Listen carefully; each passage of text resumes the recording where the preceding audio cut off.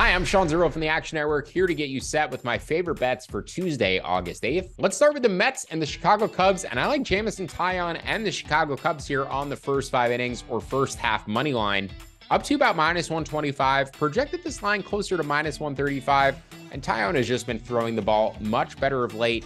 ERA of around 2 in his past 5 starts. Pitching models essentially view him as the same pitcher that he was last season with the Yankees.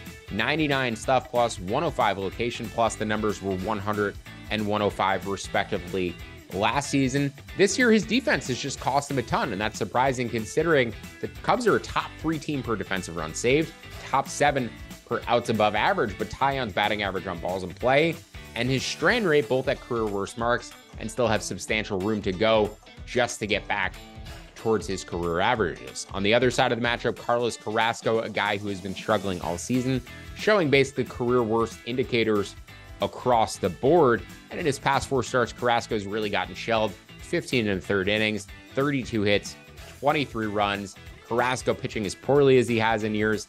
Taillon right now pitching as well as he has in months. I projected Chicago's first line, as I said, around -135 in this matchup. You can bet their first half money line up to -125. Next game we're going to take a look at is the Baltimore Orioles hosting the Houston Astros, and we're going to bet Baltimore here at home at plus money and back a starter in Grayson Rodriguez, who's been much better since coming back to the big leagues than he was in his first 10 starts in the majors. Through May 26th, Rodriguez really got roughed up, FIP of around 5.9, pitch modeling metrics a little bit lower than where you'd expect him. 103 stuff plus, 99 location plus for a combined 102 pitching plus.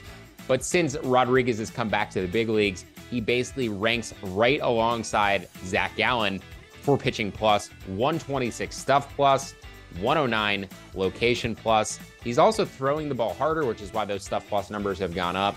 About 1.5 miles an hour. He was at 96.7 before. Now he's at 98.1. He's also scrapped his cutter, which he was throwing as much as 20% of the time, and just throwing more fastballs and changeups. So you've seen Rodriguez consolidate that arsenal, throw the ball harder, get better command, and produce much better results with his stuff. On the other end of the matchup, Framber Valdez, very effective pitcher. Basically, his marks have hovered between 3 and 3.8 in terms of an actual ERA and expected ERA over the past 4 seasons, but right now he's pitching towards the lower end of that range. 3.8 expected ERA. Pitch modeling metrics put him closer to that range as well because he has below average command, a 97 location plus rating.